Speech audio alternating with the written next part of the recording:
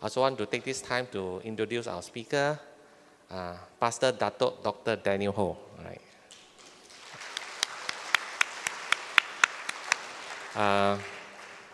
I first heard his name when I was in my 20s. That's 30 years ago. I heard him preach on several occasions. He's a renowned speaker, a well-known leader in our Christian community in Malaysia. Right. Pastor Daniel is the founding senior pastor of Damansara Utama Methodist Church. We commonly call it UMC, a church he was involved in starting with a small team in 1980. All right. Now a major part of his time is spent in mentoring pastors, CEOs, business leaders of the company, and young working adults. Right. So he also speaks in various functions, secular audience relating to leadership, culture, social, economic issues, besides preaching in churches and organizations, and serve as various advisors for organizations and churches. Right. So Daniel and Doris are grandparents to 3 grandchildren. I want to invite him to the stage. Yeah.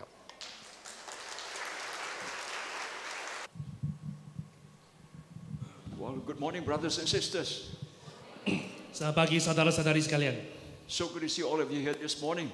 Memang sangat meriahkan untuk berjumpa dengan semua di sini. You all look bright and cheery.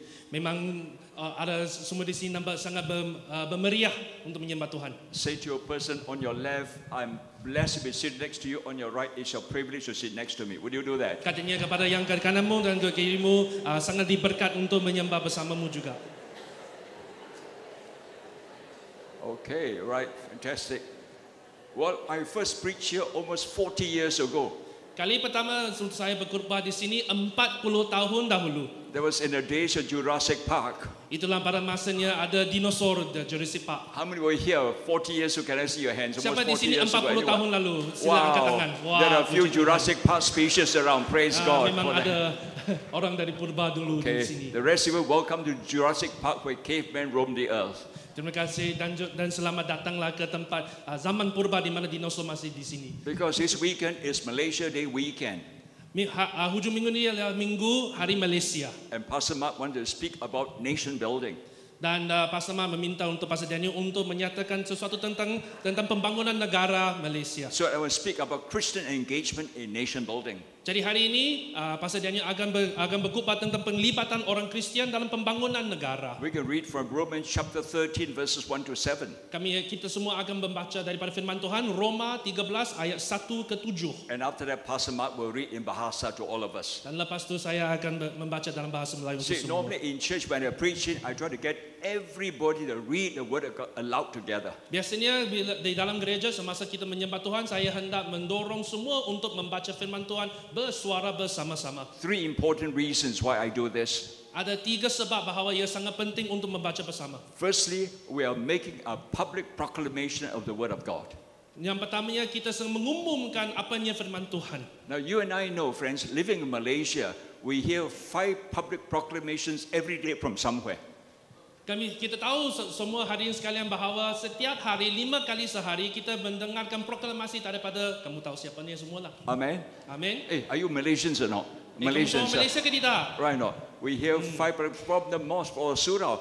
Why are we not as God's people proclaiming the word of the living God? Kalau orang di surau atau di masjid 5 kali sehari mereka membuat proklamasi yang begitu umum, kenapa kita sebagai orang Kristian tidak mengumumkan firman Tuhan sebegitu umum? Secondly, juga? friends, the Bible tells us faith comes from hearing and hearing the word of God. Yang keduanya yang duanya hadirin sekalian ialah bahawa firman Tuhan berkata ialah iman datang dengan mendengar dan mendengar firman Tuhan. That's why when we go hospital visitation, we read the word of God aloud to the person who is sick. Itulah sebabnya bila kita pergi ke hospital untuk berjumpa dengan orang, kita juga membaca firman Tuhan supaya kuasa Tuhan memberi penyembuhan. To build faith in it, because the word of God says faith comes from hearing and hearing the word of God. Dan dengan firman Tuhan kita membina imannya sebab kenapa? Iman datang dari mendengar dan dari mendengar firman Tuhan. So that together when we believe in God by faith, God will release healing upon all of us. Supaya bila kita mendengar firman Tuhan, dengan iman kita juga dibebaskan dengan kuasa Tuhan. The third reason is is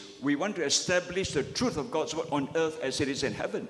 Yang ketiganya ialah sebab kita hendak menyatakan apanya kebenaran Tuhan di bumi sesama di surga. God's word is always true in heaven. Amen. Firman Tuhan memang datang dari surga. Amin. Let's establish the truth on earth as well. Mari kita menerima kebenaran Tuhan di bumi Okay, bersama-sama. so let's stand in honor of God's word to read God's word aloud together. Romans 13. Sebagai kehormatan kepada Tuhan, mari kita bangkit berdiri dan membaca firman Okay. Tuhan bersama. In the most loudest, robust, Pantai Baptist voices in the NIV, never incorrect version of the Bible. Together. Dengan sekuatnya bila kita membaca firman Tuhan daripada NIV, Everyone must submit himself to the governing authorities, for there is no authority except that which God has established. The authorities that exist have been established by God. Consequently, he who rebels against the authority is rebelling against what God has instituted, and those who do so will bring judgment on themselves. For rulers hold no terror to those who do right, but for those who do wrong. Do you want to be free from the fear of the one in authority? Then do what is right, and he will commend you. For he is God's servant to do you good. But if you do wrong, be afraid, for he does not bear the sword for nothing. He is God's servant, an agent of wrath, to bring punishment on the wrongdoer. Therefore, it is necessary to submit to the authorities, not only because of possible punishment, but also because of conscience. This is why you pay taxes, for the authorities are God's servants who give the full time to governing.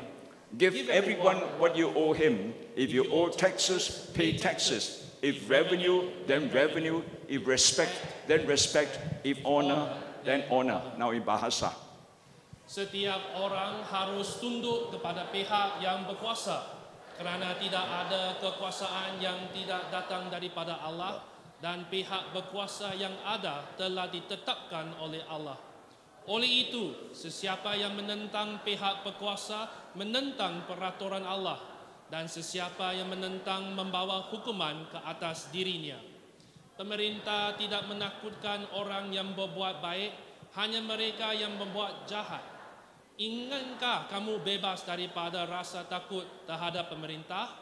Lakukan kebajikan, pasti kamu akan dipujinya.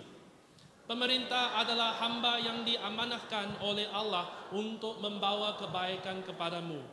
Tetapi jika kamu melakukan kejahatan, wajarlah kamu takut, kerana pedang yang dibawanya tentu sekali untuk digunakan. Pemerintah adalah hamba yang dimanakan oleh Allah untuk menjalankan pembalasan dengan menimpakan kemukaan Allah ke atas orang yang berbuat jahat. Oleh itu, tunduklah, bukan hanya kerana takut dimurkai Allah, tetapi juga kerana menurut hati nuranimu sendiri. Dengan sebab itu jugalah kamu harus membayar cukai. Pemerintah ialah penjawat yang ditugaskan Allah untuk mengendalikan hal itu. Oleh itu, bayarlah apa yang wajar dibayar kepada setiap pihak. Sekiranya cukai, bayarlah cukai. Sekiranya hasil, bayarlah hasil. Dan takutilah orang yang patuhi ditakuti, dan hormatilah orang yang patut dihormati. Our Father, we ask you take your word, speak to us and challenge us and draw us in response. Bapa di syurga, kami berdoa, Engkau mengambillah firman-Mu dan bagilah kepada kami sebagai cabaran dalam hidup kami. In Jesus' wonderful name. Di dalam dan di atas nama Tuhan Yesus Kristus kami berdoa. Amen. We take our seats. Amen. Sila duduk. How many of us think and believe Malaysia is a great and a wonderful country? Siapa percaya bahawa negara Malaysia ialah negara yang sangat baik? Can I see your hands? Angkatlah tangan siapa Wow, yang setuju. my goodness, there's nothing else for me to preach. Let me Tiada close apa yang and dikatakanlah. let me close in prayer. Let's go home. Mari kita tunggu dan berdoa. Since this country is such a great country, Sebab kita datang daripada negara yang begitu baik. how many of us sometimes we make complaints about Malaysia? See your hands. Siapa yang membuat adu-aduan kepada tentang negara Malaysia? What happened now? Just now I say very great. Now we make complaints about Malaysia. Apa yang jadi? Dulu kamu kata sangat baik, tapi sekarang ada orang yang buat komplain atau aduannya. Yeah, really. I find Malaysians love to complain about Malaysia, including Christians. Ya, orang Malaysia memang suka berkata tak baik tentang negara Malaysia, termasuk orang Kristian. All the things that are wrong. Semuanya yang salah. And many times I have to stop these Christians, for example. I have to stop these Christians, for Ada example. banyak kali saya perlu hentikan orang Kristian untuk daripada mencakap jahat. To not talk bad about Malaysia, because when we are cursing and running out of the country. Jangan bercakap jahat tentang Malaysia. Sebab kalau kita mau begitu, kami akan tariknya negara Malaysia kepada perintah yang jahat.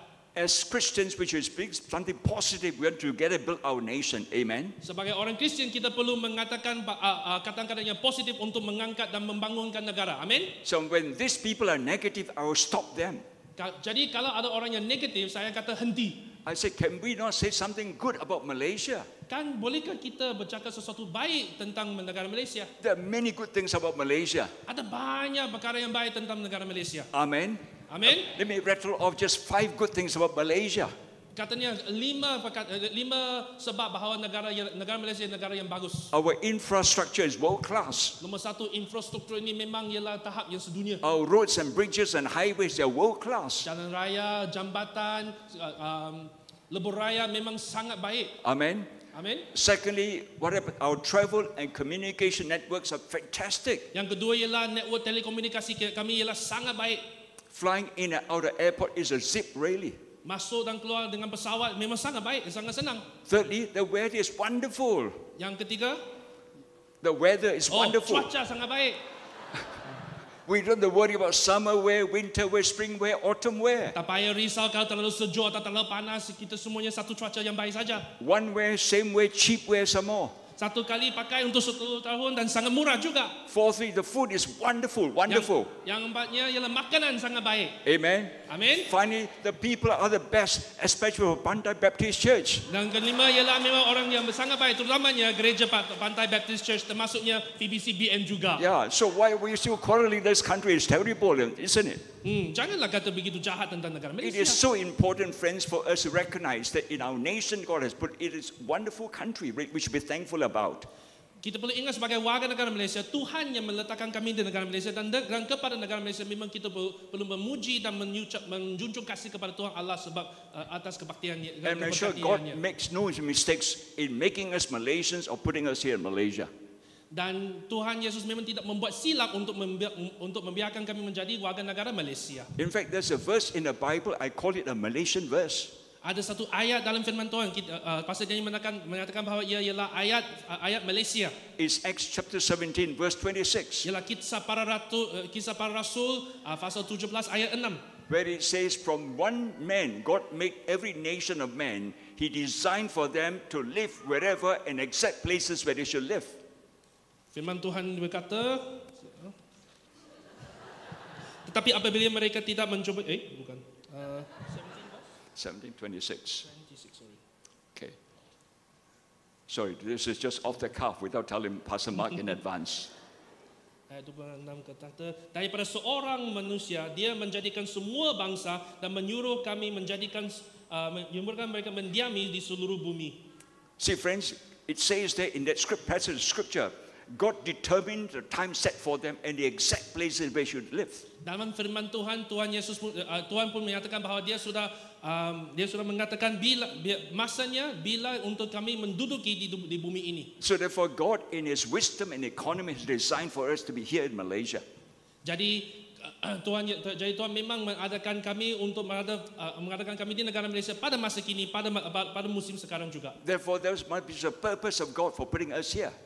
Jadi memang ada tujuan untuk Tuhan mengadakan kami di negara Malaysia sekarang juga. Therefore, if that is so, how can I be engaged in nation building? Kalau macam gitu, bagaimana kita boleh melibatkan diri dalam pembangunan negara Malaysia? And the Bible tells us at least 4 reasons why you and I should be involved in building our nation wherever God has put us in. Firman Tuhan mengatakan ada 4 sebab kenapa kita perlu melibatkan diri dalam pembangunan negara di mana tanpa kira di mana kami patut berada. The first and foremost is the biblical understanding of this world that God has given to us. Yang pertama ialah pemahaman Alkitab tentang dunia. Because Psalm 24 verse 1 it says the earth is the Lord's and everything in it, the world and all who lived in it. Firman Tuhan mengatakan bahawa bumi ini milik Tuhan dengan segala yang di dalamnya, dunia dan semua penghuninya.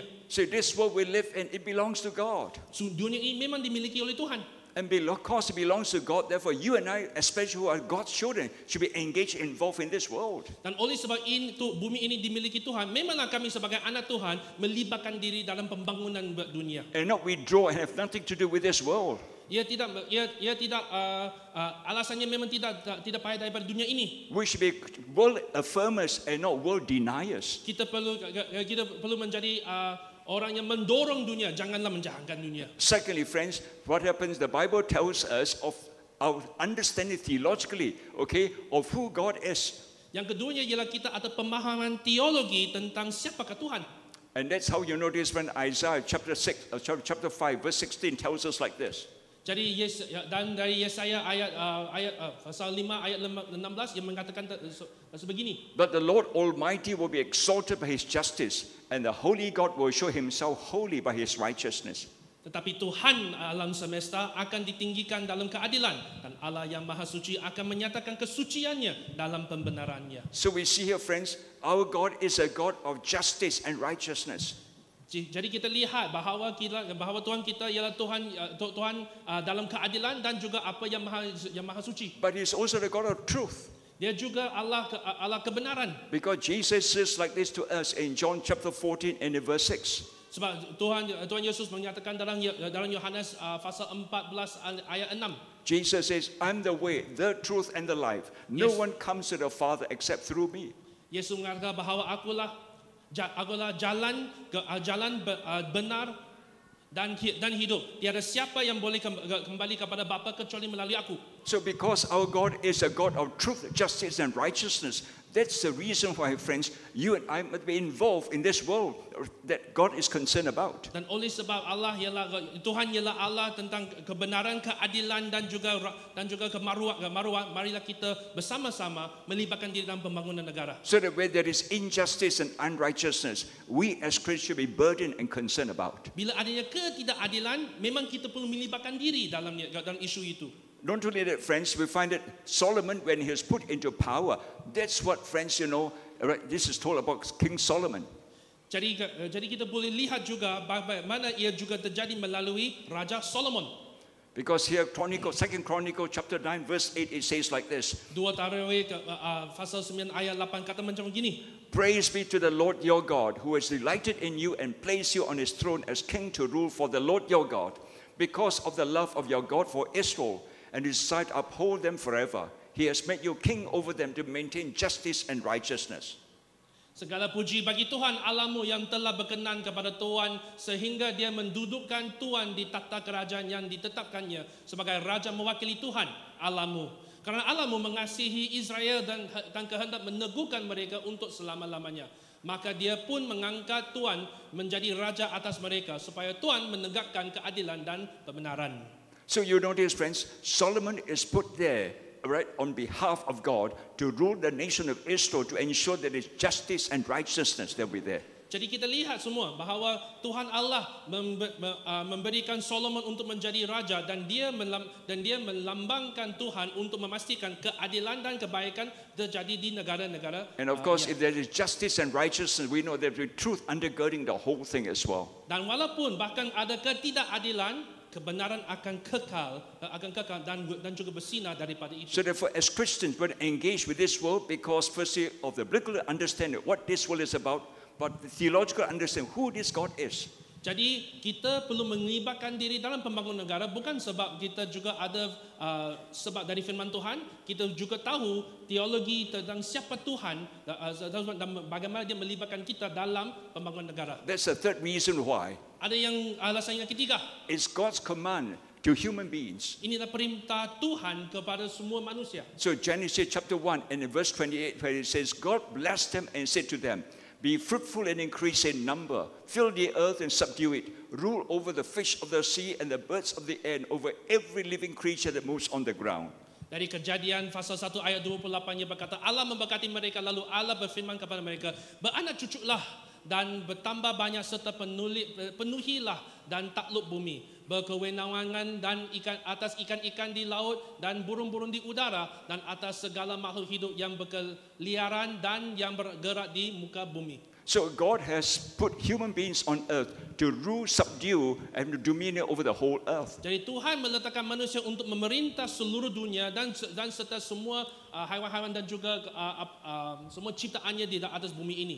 To ensure that there is law and order across the board in existence of everything in this world. Untuk memastikan ada kehukuman, ada undang-undang dan juga pembangunan kerajaannya di bumi juga. But there's a fourth reason why you and I as Christians are engaged with this world. Ada juga sebab yang keempat kenapa kita patutnya melibatkan diri dalam pembangunan negara. It is because of God's design for human beings. Inilah rancangan Tuhan bagi manusia. And so therefore Genesis chapter 2 verse 15 it tells us like this. Kejadian pasal 2 ayat 15 mengatakan begini. The Lord God took the man and put him in the garden of Eden to work it and take care of it.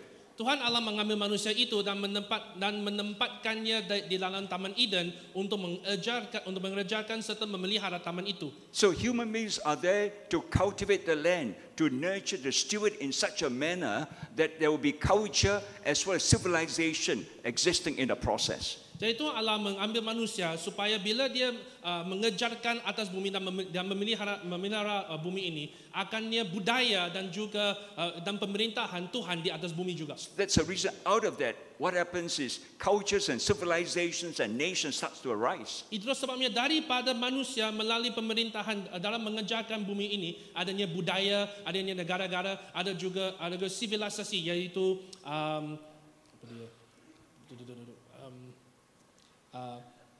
kerakyatan dan juga banyaknya kerajaan di seluruh bumi. So you notice, friends, God has a wonderful design and purpose for this world.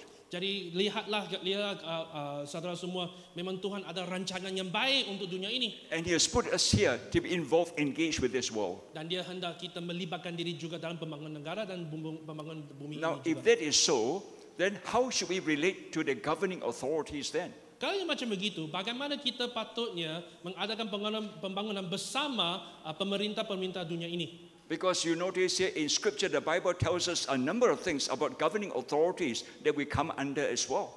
Jadi kita lihat dalam firman Tuhan yang mengatakan ada beberapa perkara di mana kita patut mengikuti pemerintah dunia ini. First and foremost, friends, we got to recognize that authorities are established by God. Pertamanya saudara semua ialah kita perlu ketahuilah bahawa mereka telah ditetapkan And oleh that's what Tuhan. Paul tells us, like Romans chapter 13, verse 1, which you read just now. Itulah sebabnya Rasul Paulus menyatakan dalam Roma pasal 13 ayat 1. Everyone must submit himself to governing authorities, for there is no authority except that which God has established. The authorities that exist have been established by God. Firman Tuhan berkata, setiap orang harus tunduk kepada pihak berkuasa kerana tidak ada kekuasaan yang tidak datang daripada Allah dan pihak berkuasa yang ada telah ditetapkan oleh Allah. Sometimes I know it's hard, it's difficult, especially when the authorities are unjust and unrighteous. Saya tahu ia sangat susah untuk mengikuti pemerintah, terutamanya bila pemerintah itu memang ketidakadil dan juga adanya korupsi. But living in the world that we are, in this world here in Malaysia as well as anywhere else, we recognize that at the end of it all, it is still established by God. Tapi kita perlu ingat bahawa setiap pemerintah tanpa kira di mana-mana di dunia, akhirnya dan pokoknya mereka telah ditetapkan oleh Allah. Not only is that established by God, we've noticed that, friends, the Bible also tells us that we have to learn to submit to it. Bukan saja kerajaan ditetapkan oleh Allah, tapi Allah juga memberitahu kami bahawa kami harus patuhi kepada pemerintah itu. So verse 2, Romans 13, the Bible tells us like this: consequently, he who rebels at authority is rebelling against what God has established, and those who do so will bring judgment on themselves. Ayat 2 dalam Roma pasal 13 berkata, oleh itu sesiapa yang menentang pihak berkuasa menentang peraturan Allah, dan sesiapa yang menentang membawa hukuman ke atas dirinya. Now we're told to submit. Kita diberitahu untuk mengikuti pemerintah. But can I add one more proviso, friends? Tapi atas mematuhi kerajaan ada satu juga kaitnya. It is not a blind submission. Janganlah buta-buta mematuhi. Because when the authorities are wrong, whether say, thus says the Lord, you are not right. Sebab kita sebagai anak Tuhan perlu mengatakan bila pemerintah salah, kita kata inilah firman Tuhan, inilah kesalahan. For example, Apostles Peter and John stood before the Sanhedrin and they were told by the highest religious authority, preach no more in the name of Jesus. Ada satu kali Rasul Petrus berada dia menghadapi pemerintah rohani di negara Israel, dan pemerintah itu mengatakan janganlah menginjil lagi. Why? Because what happens, authorities overstep the boundaries when the gospel is not allowed to be preached. Ini satu contoh di mana pemerintah melebihi diri daripada kuasa daripada pemerintahnya dan mengatakan janganlah menginjil. That's why Apostles Peter and John said to the authorities, judge for yourself whom you obey, God or man. Sebagai respons, Petrus berkata, engkaulah lihat bahawa ini betul ke tidak, tapi sebab saya mengikuti Tuhan bukan manusia. So therefore, likewise, friends, even living in Malaysia, when the authorities overstep the boundaries, where they say, this is so far and no more, you can go. Itulah sebabnya saudara-saudari, bila pemerintah mengatakan lebih daripada kuasa mereka, kita perlu berkata di sini kamu memerintah, tapi jangan lebih daripada itu. For example, as we know here in Malaysia, the word Allah is banned from being used by non-Muslims. Sebagai contoh, kalimah Allah diharamkan supaya orang bukan Islam tidak boleh mengatakannya. And so the Catholic Church publication called Catholic Herald were told not to publish anymore because you use word Allah in the publication. Dengan itu gereja Katolik ada satu penerbitan, dan penerbitan bahasa Melayu itu kerajaan berkata jangan terbitkan sebab kamu guna kalimah Allah. Of course, the Catholic Church took the authorities to court. Sebagai respons, gereja Katolik mengambil pemerintah itu pergi ke hakim. And at the High Court judge ruled against the government who said no, the church is allowed to keep on using the word Allah. Dan hakim itu telah mengatakan tidak, memang kalimah Allah boleh digunakan oleh semuanya termasuk orang bukan Islam. And of course, when the government appealed and went on to the Court of Appeal, the Court of Appeal ruled against the Catholic Church and said, no, you cannot use it, the word Allah. Dan malangnya bila ia diberikan kepada mahkamah rayuan yang menyokong kerajaan dan berkata, memang kamu tidak boleh menggunakan kalimah Allah. So when this ruling was made by the Court of Appeal, jadi oleh sebab hukuman ini dibuat oleh mahkamah rayuan, I in my church in DUMC, one weekend when I preached to my church, Pastor Daniel di DUMC, dia berkhutbah di gerejanya. I said very nicely, graciously, but very firmly, Saya kata dengan kasih kurnia, tetapi dengan tekadnya, it is not the business of the authorities to tell us what words we can use, cannot use in the practice of our faith. ia bukan kerja kerajaan untuk mengatakan apa yang kita boleh atau tak boleh buat semasa kami menyembah Tuhan kita. It's our right to use the faith in terms of practice of our faith. Ya, memang hak kita untuk menggunakan perkataan iman kita demi memuliakan melalui iman kita. And I'm so glad this morning all of you are singing the word Allah. It appears many times in your songs. Dan saya puji Tuhan dalam lagu-lagu yang kita menyanyi dulu ada banyaknya kalimah Allah digunakan. Amen. Amin. Amen. Amin. Good job. Well done, Pantai Baptist Church. Bagus. Inilah satu perbuatan baik daripada PBC. How many of you take part in birthday rally? Can I see your hands? How Siapa many dapat of you? melibatkan diri dalam bersih? Birthday, right? 1, 2, 3, 4. How many took part? Well done. Good job. Okay. Well done. All right. I encourage my church members, my pastors to go as well. Saya mendorong di gereja saya bukan saja yang menyembah pergi dari DMC pergi, tapi juga pastor juga pergi ke bersih. Because if you look at what birthday stands for, it lines up perfectly with our Christian understanding of church and state. Sebab bersih hendak berdiri dan menyokong perkara-perkara yang memang gereja menyokong juga. That's why, friends, as I said, we are supposed to submit to authorities, but it is not a blind submission. Jadi itu saya kata, hadirin sekalian, kita memang patut mematuhi kerajaan, tapi jangan sebuta-buta. It is an intelligent submission to the powers that be. Ia ialah mematuhi secara berilmu kepada pemerintah yang adil. The third reason, friends, in our relationship with authorities is that they are God's servants. Sebab yang ketiga, kenapa kita patut mematuhi pemerintah ialah mereka adalah hamba Tuhan. That's why verse 4, Romans 13 tells us this. Ayat 4 Roma 13 mengatakan ini. For he, referring to ruling authorities, for he is God's servant, do you good. But if you do wrong, be afraid, for he does not bear the sword for nothing. He is God's servant, an agent of wrath to bring punishment on the wrongdoer. Firman Tuhan berkata bahawa pemerintah adalah hamba yang diamanahkan oleh Allah untuk membawa kebaikan kepadamu. Jadi ia berkaitan daripada pemerintah yang sudah dilantikkan oleh Tuhan untuk mengamanahkan, untuk membawa kebaikan kepadamu. Tetapi jika kamu melakukan kejahatan, wajarlah kamu takut kerana pedang yang dibawanya tentu sekali untuk digunakan. So you can see, friends, in just this one verse, the words God's servant appear twice. Jadi kita boleh lihat, hadirin sekalian, dalam satu ayat ini, hamba Allah dinyatakan 2 kali. So authorities are God's servants. Jadi pemerintah memang adalah hamba Allah.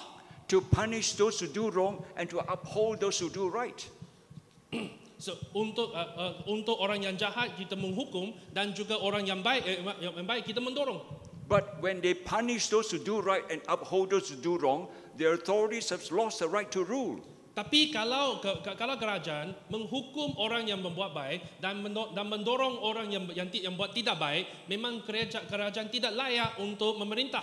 That's why, as I said earlier on, it's the intelligent submission on our part as God's people to authorities. Jadi ialah sebab itu saya sudah kata kita mematuhi kepada kerajaan, tetapi secara berilmu supaya kita melihat apanya yang baik atau apanya yang tidak baik. But there's a fourth reason in our relationship with the governing authorities. Ada sebab yang keempat kenapa kita patut melibatkan di dalam pembangunan negara dengan pemerintah. That we together with them will work together for truth, justice and righteousness in our nation, for example. Sebab kita boleh bekerja bersama-sama untuk membawa kebenaran, keadilan dan kebenaran dalam negara Malaysia. Because the authorities need the cooperation of the people in the land. Sebab pemerintah perlu pertolongan dan bekerjasama dengan warga negara Malaysia. And especially for us as people of the land, we need to work together with the authorities in order that there will be greater truth and justice and righteousness in our nation. Dan kita sebagai warga negara Malaysia, orang asli kepada negara ini memang perlu bekerjasama supaya memastikan bahawa kebenaran, keadilan dan pembenaran berada di dalam negara Malaysia. Especially for you and I who are Christians, we need to work together with authorities for the good of our nation. Terutamanya orang Kristian, kita patut bekerjasama dengan kerajaan demi kebaikan negara. Amen. Amen. Amen. Amen. Yeah. Christians should be in the forefront of seeking to do good to our land and our nation. Orang Kristian memang ada tanggungjawab untuk mendorong dan membangun apanya yang baik demi negara Malaysia. Say to your neighbor, he's talking about you. Katalah kepada kerajaan, pastor bercakap tentang kamu.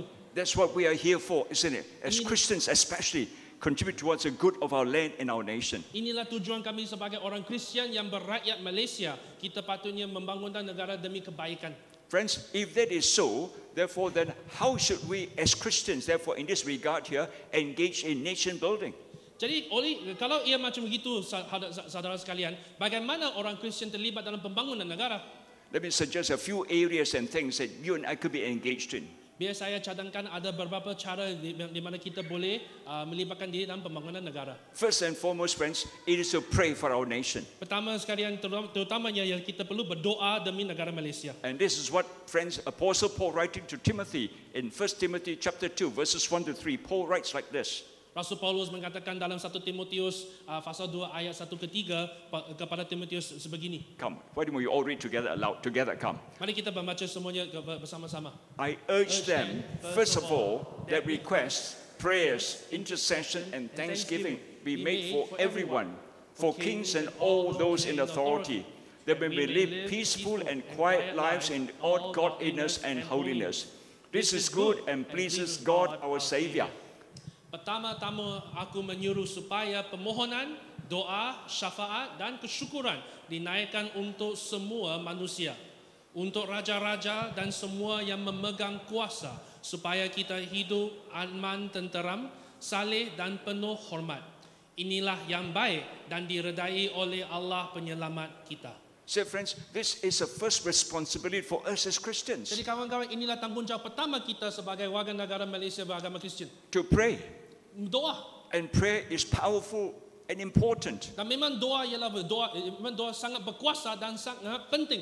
Amen. Amin. So, how many of us we pray for Malaysia regularly? See your hands. Siapa antara kami berdoa untuk Malaysia?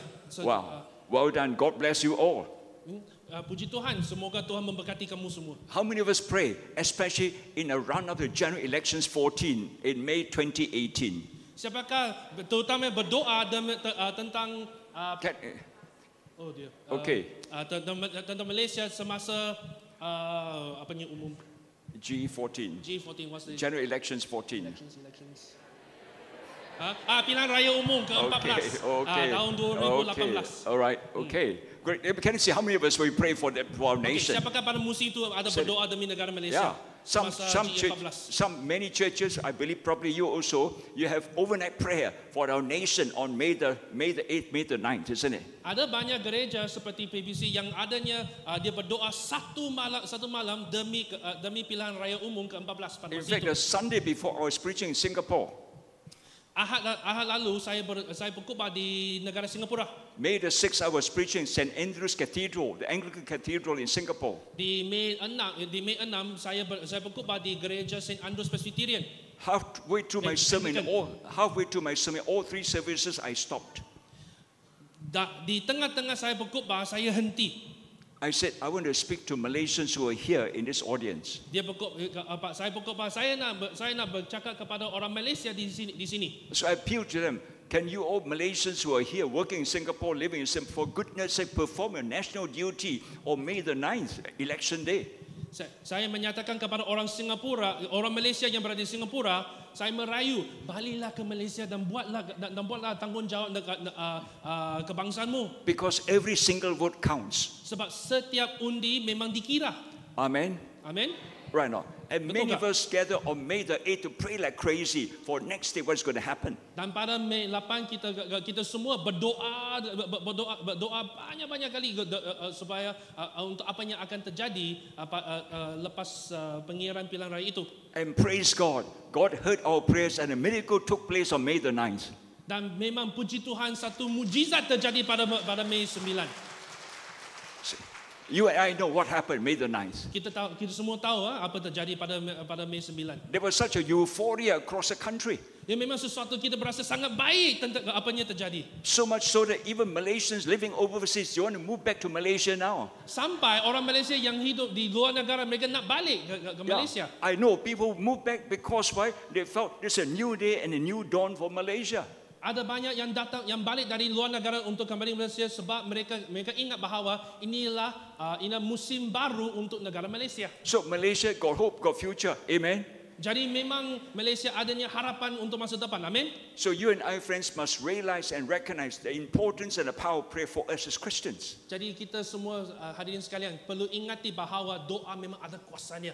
The second thing, friends, you and I should be involved is to advocate for our nation. Yang keduanya, saudara sekalian, kita perlu menyokong untuk perkara-perkara yang baik untuk negara Malaysia. And that's how Proverbs 31 verses 8 and 9 tells us like this. Di Amsal pasal 31 ayat 8 dan 9 kata begini. Speak up for those who cannot speak for themselves, for the rights of all who are destitute. Speak up and judge fairly. Defend the rights of the poor.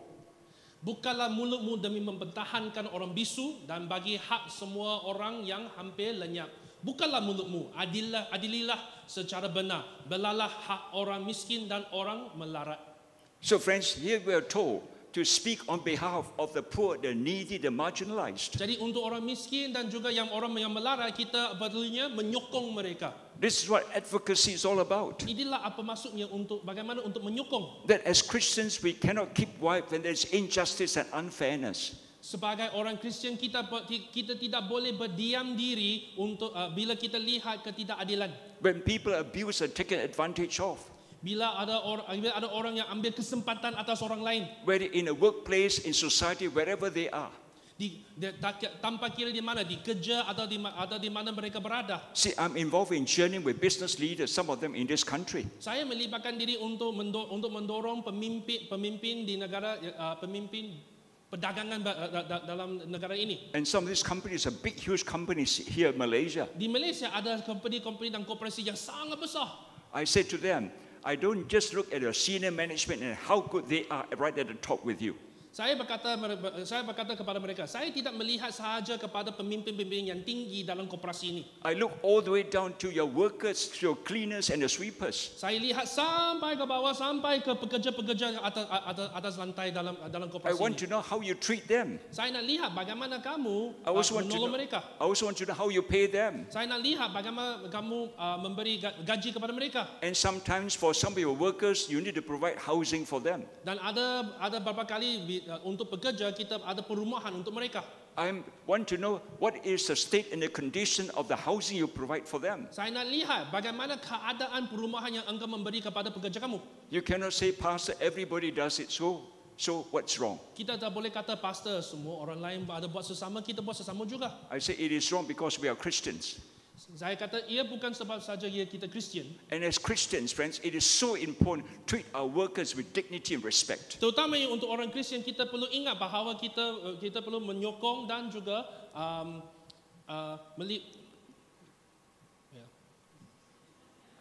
kita perlu bila kita memimpin pekerja, kita perlu memimpin mereka dengan tanggungjawab yang penuh. This is part and parcel of Christian witness and testimony. Inilah satunya daripada kesaksian kita sebagai orang Kristian. And friends, you and I must remember, we are children of God, Christians. We must live with a different standard altogether. Dan kita perlu ingat saudara-saudari bahawa kita orang Kristian, kita anak Allah, kita perlu hidup dan juga ada tahap yang berbeza dan lebih daripada orang lain. We can't say because everybody does it, it doesn't make it right. Kita tak boleh kata ya pastor orang lain buat sesama memang bolehkah ia betul ke tidak? Betul lah. We are God's children who stand for justice and righteousness and truth as well. Kita orang Kristian sebagai anak Allah, kita juga bertanding demi kebaikan, keadilan dan juga kebaikan dan keadilan. Amen. Amen. Your pastor is very detailed, making sure every single word is translated properly. Give her a big hand when you do that.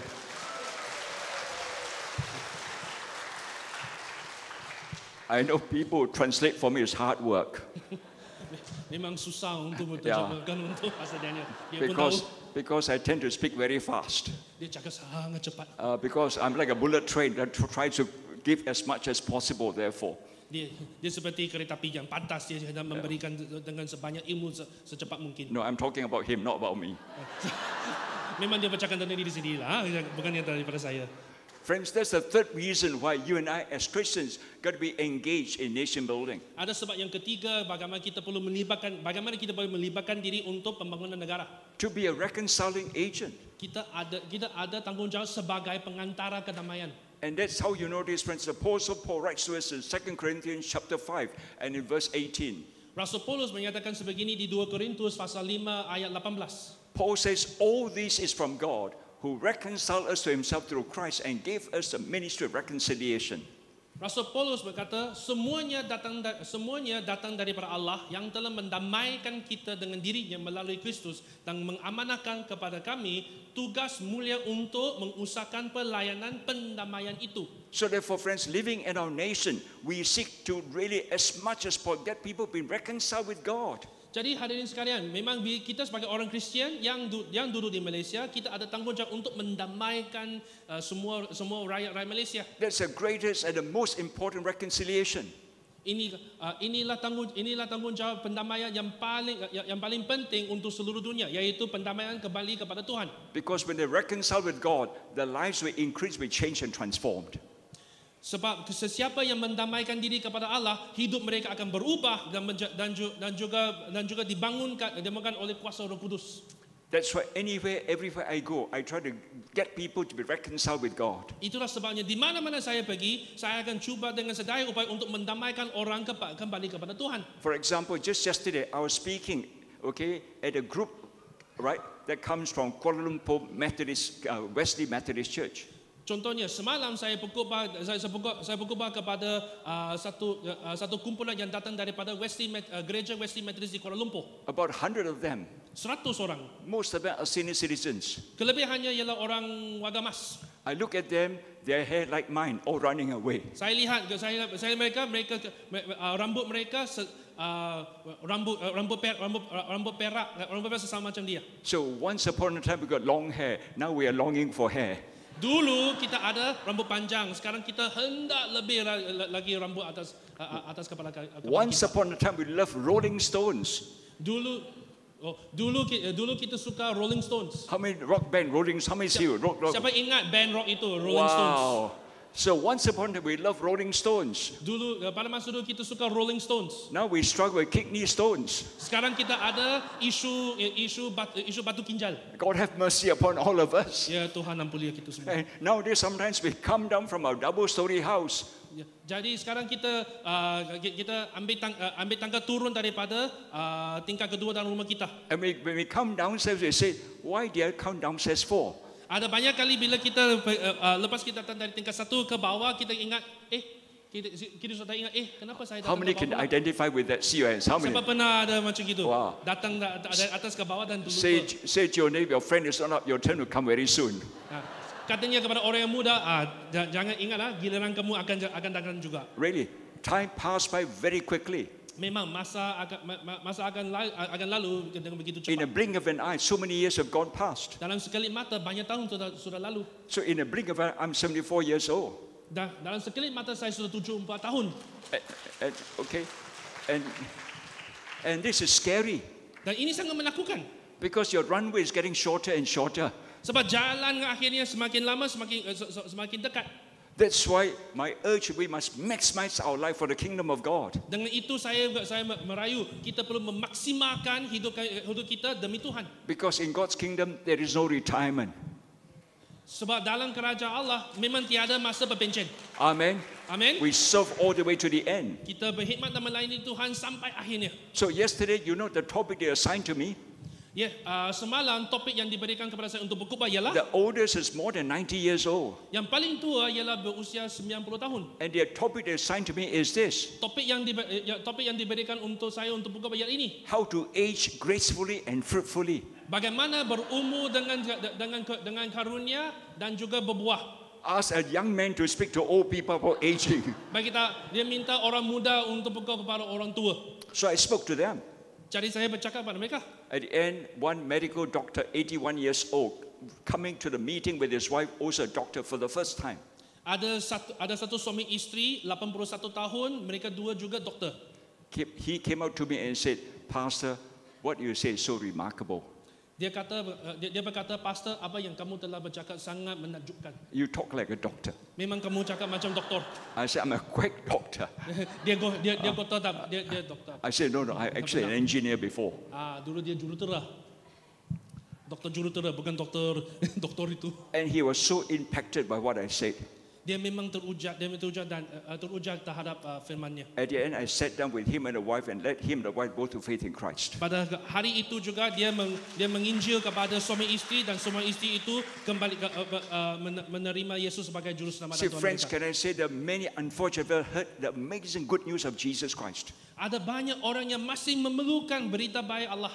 How we can age well, age strong, and age powerfully for Jesus. Jadi inilah caranya kita boleh berumur dengan kuasa Tuhan, dengan kurnia Tuhan, dengan kebaikan Tuhan, yaitu menginjil. Therefore, friends, our job, yours and mine, is to be a reconciling agent, bring people to have a right relationship with God. Jadi kita ingat bahawa kita ialah kita diberikan tanggungjawab untuk mendamaikan sebanyak orang mungkin untuk kembali kepada Tuhan. And therefore, for this couple, I could see they feel so much joy at the end of the meeting. Untuk suami isteri itu saya boleh lihat betapa banyak kemeriahan mereka terima dalam hati mereka. And then he told me, when I was a student studying Methodist Boys School, in KL, in Form 5, religious knowledge, I got very good grades for it. Doktor itu berkata, bila saya belajar di Methodist Boys School di Kuala Lumpur, saya mengambil ujian dalam agama Kristian, dia dapat grade yang sangat tinggi. But I told him, actually, I always failed religious knowledge. Tapi pastor berkata, memang untuk tentang subjek agama Kristian saya gagal. But friends, God can turn things around. Tapi hari ini sekarang memang Tuhan boleh menukarkan orang. Friends, it is not how much we know up here. Ia tidak berkait dengan ilmu kita di atas ini. It's how real we experience inside here. Ialah bagaimana benar yang kita menerima hadirat Tuhan dalam hati kami. Amen. Amin. It is here and not just here. Ia di hati, bukan saja di That is vitally important for all of us. Inilah yang sangat-sangat penting untuk kita semua. So how should we be engaged in nation building? Jadi bagaimana kita boleh melibatkan diri dalam pembangunan negara? First, we spend to pray for our nation Pertamanya ialah berdoa untuk negara Malaysia. regularly and faithfully. Dengan sebanyak kali mungkin dan dengan sepanjang mungkin. Secondly, friends, for you and I, therefore, as a people of God, to advocate on behalf of all that is unjust and unfair in our nation. Kita semuanya hadirin sekalian sebagai anak Allah, kita perlu menyokong dan menolong orang yang memerlukan pertolongan untuk menegaskan ketidakadilan dan juga rasuah di negara Malaysia. Thirdly, be a wonderful reconciling agent. Yang ketiga ialah menjadi pengantara kedamaian untuk semua orang di Malaysia. Fourth and finally, friends, be a transforming agent. Keempat yang terakhir ialah kita sebagai pengantara transformasi untuk negara And that's Malaysia. how Jesus tells us like this, friends, in Matthew chapter 13 and verse 33. Yesus sendiri menyatakan ini dalam Matius pasal 3 ayat 33. Come, let's read this passage scripture together one last time. Mari Okay? kita membaca firman ini bersama-sama. Together. Bersama-sama. He told them still another parable. The kingdom of heaven is like yeast that a woman took and mixed into a large amount of flour until it worked all through the dough. Firman kata, kemudian Yesus menceritakan suatu ibarat lagi. Kerajaan syurga seumpama ragi yang diambil seorang wanita dan dicampurkan dengan 3 sukat tepung sehingga adunan itu naik. See, friends, that's your job and my job as yeast. A small amount mixed with the flour, it transformed the whole flour to become a wonderful dough, a wonderful loaf of bread. Inilah tanggungjawab kita, sesama macam ragi yang diletakkan ke dalam tepung dan lama kemudian ia membesar dan membangun dan menjadi roti yang begitu enak.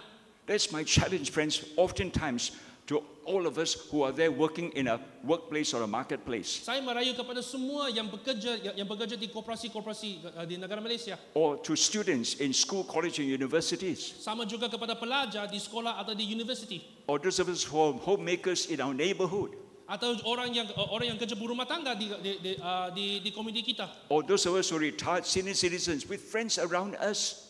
Dan juga kepada warga emas yang ada banyak kawan-kawan di antara kita. What are we doing if we are to be transforming agent wherever God has put us in? Apa yang kita sedang buat untuk menjadi orang yang melibatkan diri dalam pembangunan negara dan See, membuat transformasi? Sometimes a person works at a company. I ask, how many years have you worked in a company?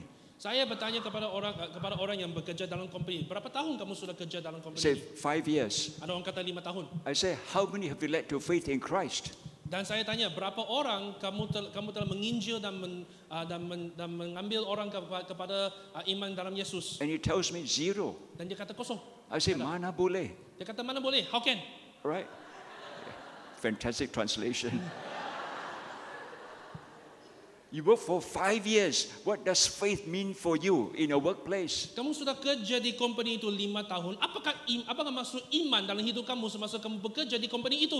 By 5 years, there should be at least 32 Christians in a company. Kamu sudah kerja 5 tahun, sepatutnya ada 32 orang kamu telah memimpin kepada Yesus. Say, my goodness, Pastor, is there something wrong with you? How do you get 32? Dia kata, pastor, bagaimana kamu boleh kata 32 orang? I say, it's very simple. Senang saja. First year, you lead one to faith in Christ. Yang pertama ialah ambillah satu untuk kenali Tuhan. And then you disciple that guy. Kamu memurid dia. And the second year, tell that guy, each one of us target to lead one to faith in Christ. Dan kamu berkata kepada pemurid itu, menginjillah kepada satu orang lagi. So therefore, second, it becomes 4 of you now. Jadi tahun kedua menjadi 4. All right? And you disciple 3 of them. Jadi kamu memurid 3 lagi. And you tell them, the following year, each one of us will lead one to faith in Christ. Dan pada tahun ketiga kita menyatakan, tahun ketiga ini setiap satu orang satu kepada Kristus. And so year 3 becomes 8 of you. Jadi dari 4 pada tahun ketiga menjadi 8. Year 4, 16. Tahun keempat 16. Year 5, 32. That's how you get Tahun 32. kelima jadi 32. Itulah bagaimana buat senang untuk mengadakan 32. Friends, if you go in a simple math like this, by year 10, you know how many people have you touched in your company? Pada tahun 10, ingatkah berapa orang kamu boleh menginjil dan memurid? You would have seen 1,024 coming to faith in Christ. Pada tahun ke-10, senang saja 1024. You would have changed and transformed your company. Kamu buat, dan dengan 1024 pemurid, kamu akan mengubah, membuat transformasi dalam company. And friends, that's my challenge to all of you therefore. Dan inilah rayuan saya kepada kamu semua. What are we doing about it? The amazing good news of Christ being a transforming agent. Bagaimana kita melibatkan hidup kami untuk menjadi pengantara transformasi di mana-mana kita berada. Let me pose this final question to all of you, Inilah soalan terakhir saya kepada kamu semua. which is this. Ini. First year, I lead someone to faith in Christ. Orang pertama, saya mengambil orang mengenali Yesus. I disciple that guy. Saya memurid orang itu. Next year, we go out, each one of us lead one to faith in Christ. Tahun depan kita kedua-dua melibatkan diri untuk mengambil orang kepada Yesus. And so year 2 becomes 4 of us. Jadi dari tahun kedua menjadi empat kita. Then I do the same every year. Kita ulangi setiap tahun. So that for first year is 2, Jadi dari tahun pertama 2, second year is 4, keduanya 4, okay, third year is 8, tahun ketiga ya 8, then 16, 32. 16, 32. How many years will it take to win a world of 8 billion people to faith in Christ like this? Dengan matematik itu berapa tahun ia diperlukan untuk memberikan Injil kepada 8 bilion orang di seluruh dunia? Anyone can tell me the answer? Siapa beri tekah berapa tahun ia If you can diperlukan? tell me the answer, free lunch with Pastor Mark afterwards. Sesiapa yang boleh jawabnya dengan betul, ya jadi jamuan percuma dengan kita. Anyone? Siapa? Gone. Sorry. Okay, sorry. See, I ask this question around the world. Saya tanya soal ini di seluruh dunia.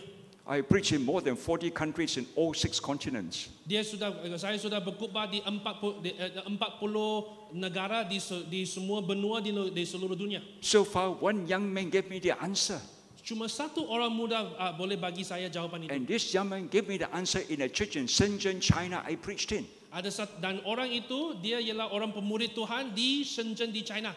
Within 20 seconds, he raised up his hand. Dalam 20 saat dia berkata jawapannya. He worked out in his mind. Dia teka dan kira dalam minanya. 20 seconds, he put up his hand. Dalam 20 saat dia angkat tangannya. And he said to me, Dan dia kata jawapannya. Pastor Daniel, when you touch 30 years, pada tahun ke-30 you reach 1 billion people. sudah 1 bilion. 31 years, 2 billion. 31 2 bilion. 32 years, 4 billion. 33 4 bilion. 33 years, you're home. Tahun ke-33 sudah capainya 8 bilion. I said, young man, spot on, very clever China man. Dia kata, ya wahai anak muda ini betul. The Memang next betul. audience I want to test will be the Jewish audience.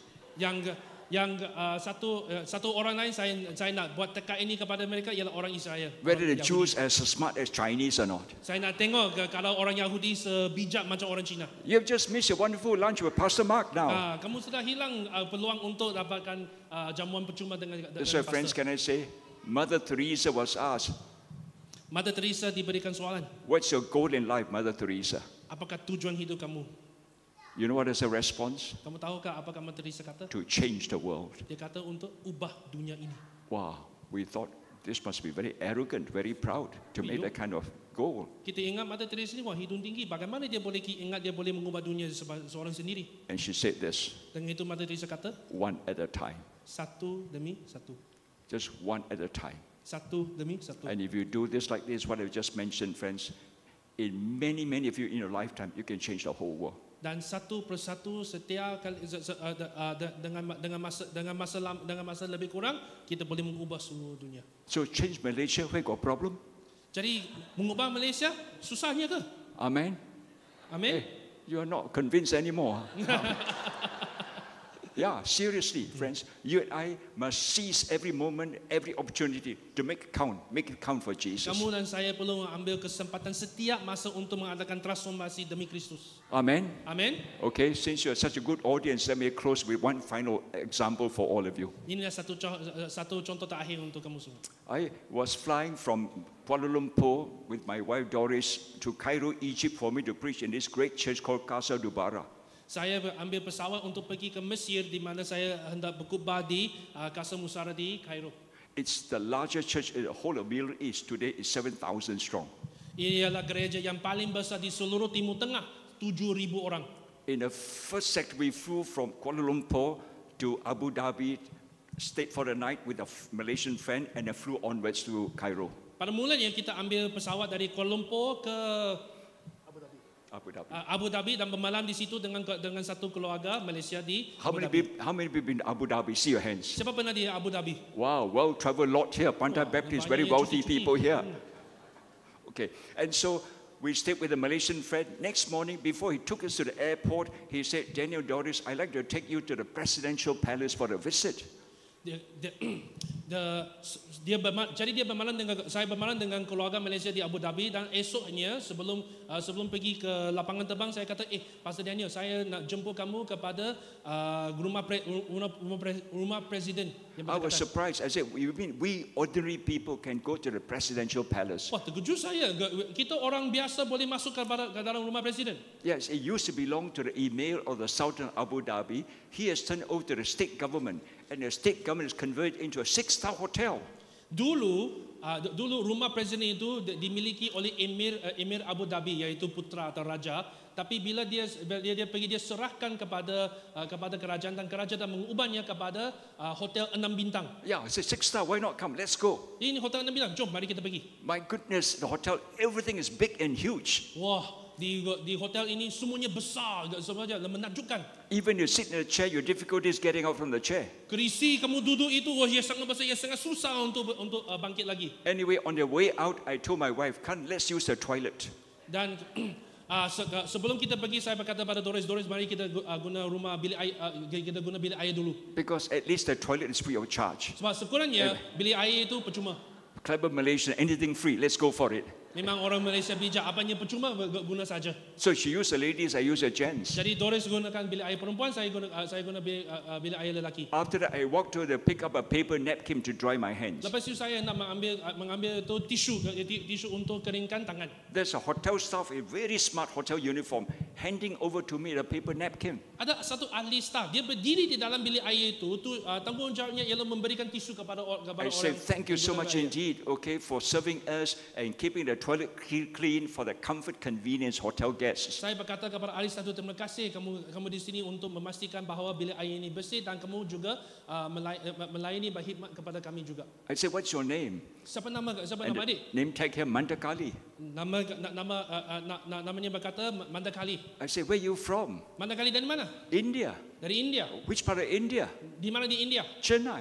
Chennai. It's a great city. I've been there several times. Ia memang kota yang sangat besar dan baik. Saya pernah di situ I beberapa said, kali. how long you worked here? Berapa tahun kamu kerja di sini? 6 months. 6 bulan. I said, you must really love working in this fancy hotel. Wah, saya kata, wow, Mandakali memang sangat suka bekerja di hotel ini. He says, no. Mandakali saya kata I said, tidak. why not? Saya kata, kenapa tidak? I miss my family. Saya rindu keluarga saya.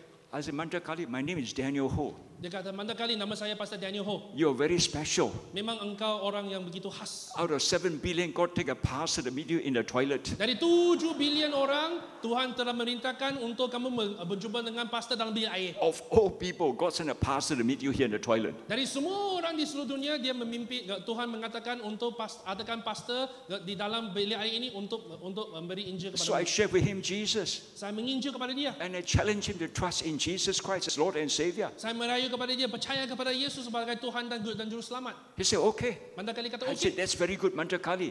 Saya kata sangat bagus Mandakali. Only Jesus, no other gods, okay? Yesus saja, bukan Tuhan yang lain.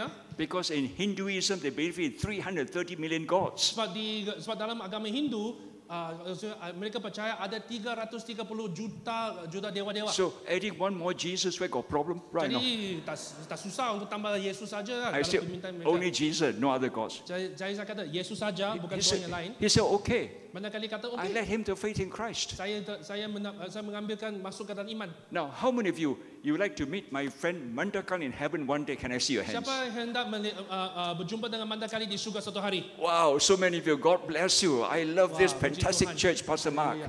I share this story with my church. Saya berkata cerita ini kepada di UMC. And that Sunday morning, I said, how many will meet my friend Mandakali in heaven one day? Dan hari itu saya tanya, siapa yang nak berjumpa dengan Mandakali satu hari di surga? Out of more than 1,000 people, only 3 hands went up. Dari 1,000 orang cuma 3 tangan angkat. I scolded my church. Saya kata, oi, jangan gitu. You terrible people, no faith. Orang ini memang kurang iman. I love Pantai Baptist, your people of faith. Saya suka Pantai Baptist, memang orang yang beriman. Maybe I should move here now. Mungkin perlu pindah sini. Dekat saja. See, Mandakali, one day he sees me in heaven. He's so excited when he saw me in heaven. Mandakali suatu hari dia akan berjumpa saya di surga dan dia akan sangat menarik. He will run towards me. Dia akan lari kepada saya. And he will slap me hard on the shoulder. Dan dia akan smack you hard. Slap me hard on the Oh, shoulder. okay, atau slap in the face. Okay. Dia akan letak tangan atas bahuku. And he will say, brother, you recognize me? Dia akan kata, Pastor Daniel, saudara, ada ingatku tak? I looked at him, sorry, I don't recognize you. Saya akan lihat dia, maaf, saya terlupa. Because I talk to so many people all over the world. Sebab saya menginjil dan bercakap kepada banyak orang di seluruh dunia. And so he will say to me, Mandakali akan berkata, hey, brother, Mandakali, Abu Dhabi toilet. Dia akan kata, Mandakali, di bilik air Abu Dhabi. Yeah, of course, Mandakali. Dan Pastor dia akan kata, ya, memang saya ingat. And he might just say this to me. Dan dia mungkin akan kata ini kepada Brother, I want to let you know. Saudara, saya nak hendak kamu tahu. That was the best toilet experience in my whole life. Itulah menikmati yang bilik air yang terbaik, yang terbagus saya pernah menikmati. So what is the key, the moral of the story? Apakah nilai daripada cerita ini? Be a transforming agent even in the toilet. Jadi pengantara transformasi walaupun di bilik air. That's an amazing thing you and I can do. Ini sesuatu yang menakjubkan, kita boleh buat di mana-mana. Be a reconciling agent. Jadilah pengantara kedamaian. But also be a transforming agent. Jadilah juga pengantaraan transformasi. Because we're impacted by the good news, the gospel of Jesus Christ. Sebab bila kita diimpak oleh berita baik Yesus Kristus, They will in turn go and impact other people around them. kita juga akan memberikan impak yang bagus kepada orang lain So dengan that Injil. together we change society. Supaya bersama-sama kita boleh mengubah Together we warga change. negara Malaysia. Together we change our nation. Supaya bersama-sama kita boleh mengubah negara kita. So that Malaysia will never be the same again. Supaya Malaysia tidak boleh sesama macam dulu lagi. Amen. Amin. Let us pray. Marilah kita berdoa. With heads while our eyes closed, I want to extend an invitation first and foremost. Kepada semua mari kita tunduk kepala dan tutup mata, dan saya nak membuat jemputan kepada kita. I don't want to assume that we are all Christians. Saya tidak mau ingat bahawa semua di sini kita orang Kristian. You might even have come here more than once. Kamu mungkin berada di sini lebih daripada satu kali. But in your heart, Tapi kalau dalam hatimu, you don't know Jesus. kamu tidak mengenali Yesus, You don't have a relationship with Jesus. kamu perlu adakan persahabatan dengan Yesus. You come here, God wants you to know He loves you. Kamu di sini, saya nak mengatakan kepadamu bahawa Tuhan mengasihimu. You are special. Engkau ialah seorang yang khas untuk dalam pada hatinya. Jesus went all the way to the cross because of His love for you. Yesus pergi ke atas dan mereka pergi diri kepada salib itu demimu. He died for your sin, indeed the sins of the whole world. Dia mati atas dosa kita dan dia supaya dia boleh melemahkan seluruh dunia. So that today, if you are willing to take the step of faith, say, Jesus, forgive me, a sinner. I believe in you. Jadi kalau ada sesiapa di sini yang sudi mengambil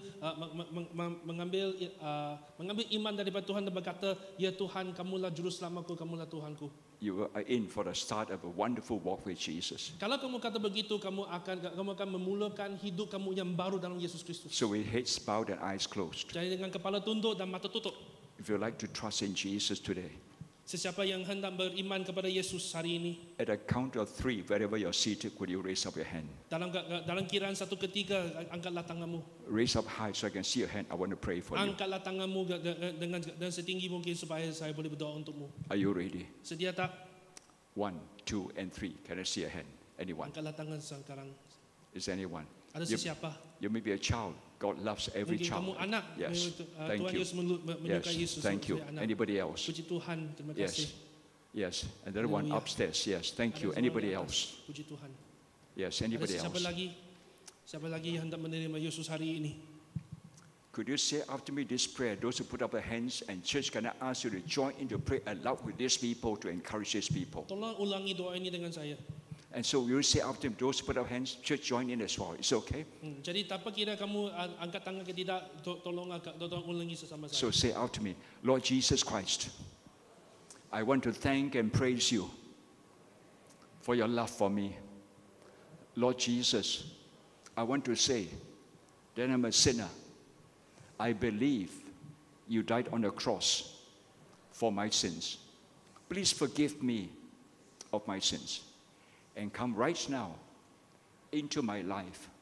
Be my Lord and my Savior. Take control of my life. Fill me with your Holy Spirit and your power, and give me your love, your joy, your peace, and your hope. Thank you, Lord Jesus. Father, for those who prayed this prayer, whether their hands are up or not, as long as they pray this prayer sincerely, you know it all. And Holy Spirit, seal it deep in every heart, every life, and bring this new birth and new life to pass. And enable these precious ones, Father, I pray, to be discipled in the fellowship here of this wonderful church. They will grow strong, that they will in turn, Father, reach out to share Jesus with people around. So bless all these precious ones, Father, I pray, oh God, in Jesus' wonderful name. Amen. Can I say for those who prayed that prayer just now, make yourself known to Pastor Mark and the leaders of the church. We really want to help to follow up so you will be built up strong as a child of God. Kepada sesiapa yang telah berdoa itu boleh jumpa dengan saya supaya kita boleh